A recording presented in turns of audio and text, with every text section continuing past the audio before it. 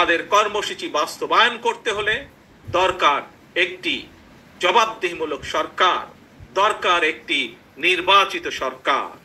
তবে আগামী জাতীয় নির্বাচন অনুষ্ঠান নিয়ে মনে হয় এরই ভিতরে টালবাহানা শুরু হয়েছে বা চলছে। কথিত অল্প সংস্কার আর বেশি সংস্কারের অভিনব শর্তের আবর্তে ঘুরপাক খাচ্ছে আগামী জাতীয় নির্বাচনের ভবিষ্যৎ। এরই ভিতরে জনগণ বিশ্বাস করতে শুরু করেছে সংস্কার নিয়ে সময়ক্ষেপণের আড়ালে অন্তর্বর্তীকালীন সরকারের ভেতরে এবং বাইরে কারো কারো মনে হয় কিছু ভিন্ন উদ্দেশ্য রয়েছে। প্রিয় সমাবেশ, পলাতক স্বৈরাচারের সময় আমরা দেখেছি তারা কিভাবে আদালতকে অবজ্ঞা করেছে, আদালতের রায়কে অবজ্ঞা করেছে।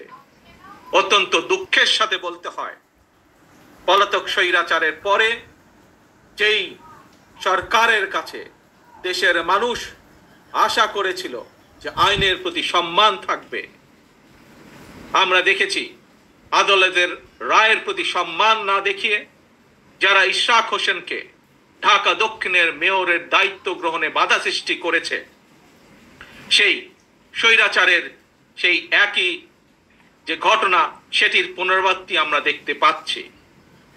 প্রিয় সমাবেশ, আপনাদের কাছে আমার আজকে জিজ্ঞাসা, যারা আইনের প্রতি শ্রদ্ধা দেখায় না, যারা আদালতের নির্দেশকে অবজ্ঞা করে, তাদের কাছ থেকে আমরা কতটুকু সংস্কার আশা করতে পারি?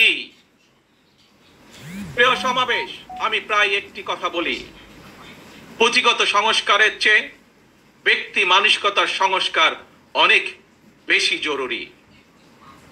নর্থ কোরিয়ার সংবিধানে লেখা রয়েছে Democratic People's Republic of North Korea.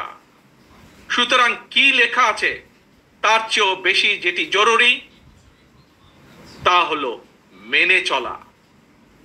ইশরাকের ক্ষমতা গ্রহণ বা ইশরাকের শপথ গ্রহণে বাধা সৃষ্টি করে আজ আমরা আবারও স্বৈরাচারী মানসিকতার বহিঃপ্রকাশ দেখতে পাচ্ছি। প্রিয় তরুণ প্রজন্মের ভাই বোনেরা, নিরপেক্ষতা এবং বিশ্বাসযোগ্যতাই কিন্তু অন্তর্বর্তীকালীন সরকারের প্রধান পুঁজি। তাই তাদের প্রতি আমাদের আহ্বান থাকবে, তাদের প্রতি আমাদের পরামর্শ থাকবে। জনগণের বিশ্বাস ভালোবাসা নষ্ট হয় অন্তর্বর্তীকালীন সরকারের এমন কোনো পদক্ষেপ নেওয়া ঠিক হবে না। একই সাথে অন্তর্বর্তীকালীন সরকারের প্রতি আবারও আহ্বান জানিয়ে বলতে চাই, গণতান্ত্রিক আমি জনগণ এবং গণতন্ত্রের পক্ষের রাজনৈতিক দলগুলোকে দয়া করে প্রতিপক্ষ বানাবেন না। যদি আপনাদের কেউ রাষ্ট্র পরিচালনায় থাকতে চায় তাহলে সরকার থেকে পদত্যাগ করে জনগণের কাতারে আসুন, নির্বাচন করুন। যদি ভবিষ্যতে নির্বাচনে জনগণের রায় পান তাহলে আবার সরকারের দায়িত্ব গ্রহণ করুন।